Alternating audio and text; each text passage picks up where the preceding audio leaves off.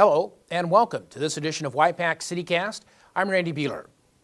Fortunately, the water supply forecast for the Yakima Valley this irrigation season is much better than it was this time last year.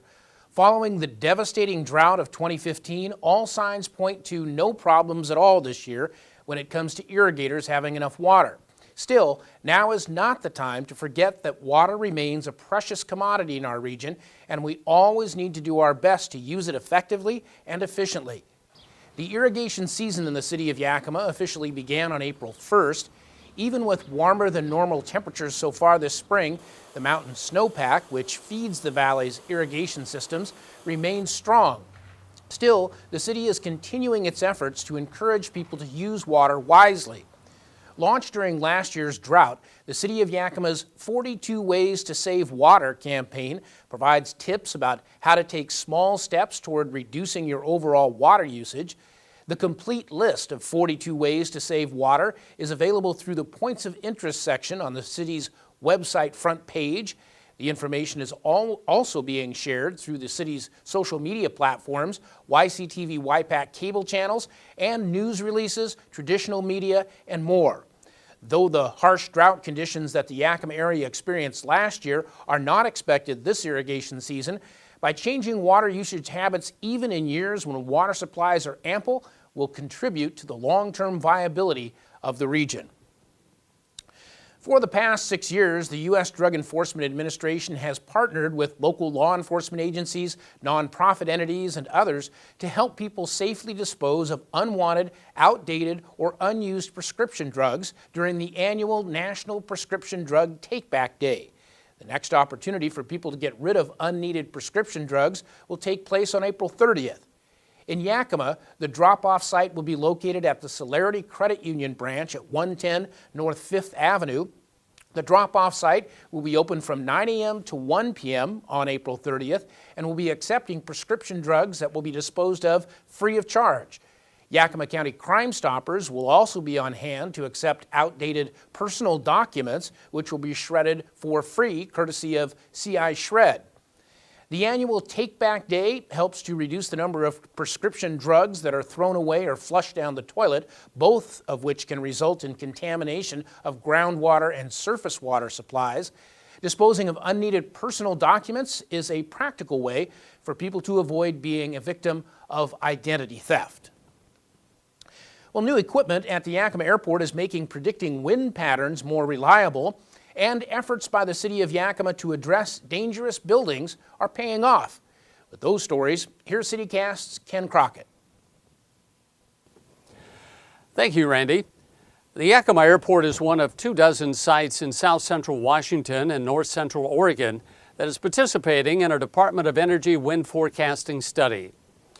New wind monitoring and data collection equipment was recently installed near the Yakima Air Terminal Maintenance Shop as part of the federally funded project. During the next 12 months, the equipment will collect information on wind speeds, turbulence, and other conditions along hilly terrains.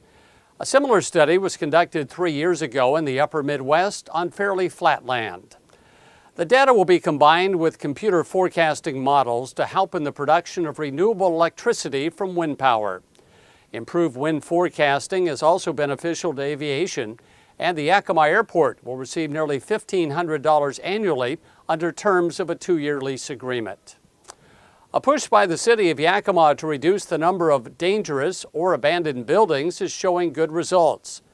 The City Office of Code Administration last year placed 121 properties on a dangerous building list. Working on the most serious problems first, the list is now down to 88. 17 of those buildings are targeted for demolition, but the remaining 71 could still be saved. If a property owner or insurance company doesn't pay for the demolition, the city will place a lien on the property to recover its cost. Most of the buildings are on Yakima's east side and were identified based on nuisance complaints or damage caused by fire. Back to you, Randy. Thank you, Ken. When we come back, CityCast Sean Davido will talk about the packed downtown Yakima event season that is just about to get underway.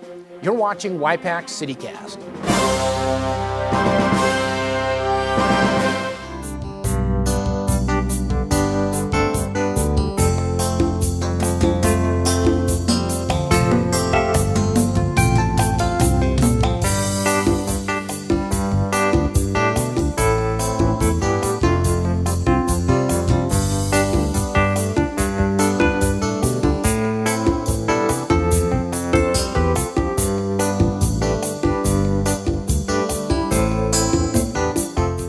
name is Jack Kurtzinger, and I coach Grid Kid football, and I teach self-defense.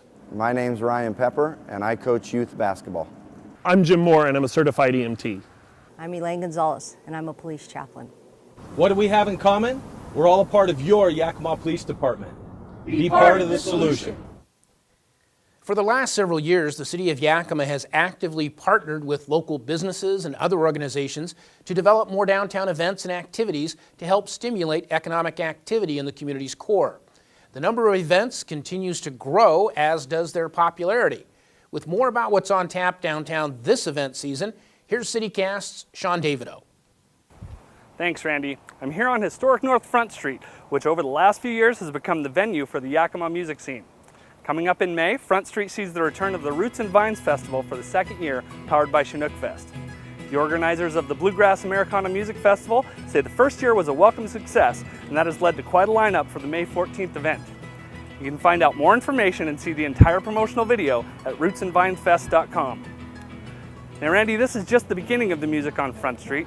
The third year of the Yakima Blues and Local Brews Bash that has featured nationally known blues artists as well as local favorites is on deck for June 11th, and the popular event is sure not to disappoint this year.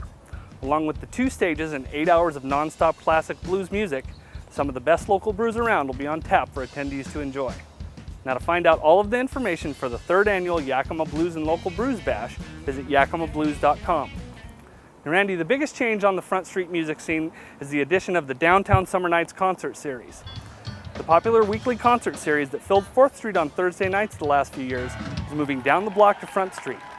Ongoing construction to renovate the former Mills Music Building is blocking a portion of the street, and that prompted this move. The concerts begin June 16th, and you can find out the entire schedule for the Downtown Summer Nights concert series at downtownsummernights.com. Now, for all the information on these festivals and concerts, as well as the rest of the exciting activities planned for downtown Yakima in the summer of 2016, just visit downtownyakima.com. And Randy, back to you in the studio. Thank you, Sean. Thank you as well for joining us for this edition of Y-PAC CityCast. The City of Yakima provides multiple platforms you can access to find out what's going on with the City Council, city programs and services, and more. The City of Yakima website at yakimawa.gov includes information about every division and department in the city, as well as activities calendars, council meeting agendas, and videos of city meetings. The city Facebook page links you to news releases, newsletters, and other important announcements from the City of Yakima. And the City of Yakima Twitter feed makes it easy for you to stay up to date with what's happening in our community, no matter where you may be. Visit the City of Yakima website, find us on Facebook, or follow the city on Twitter. We'll see you on the next edition of Y-PAC CityCast. I'm Randy Beeler. Take care.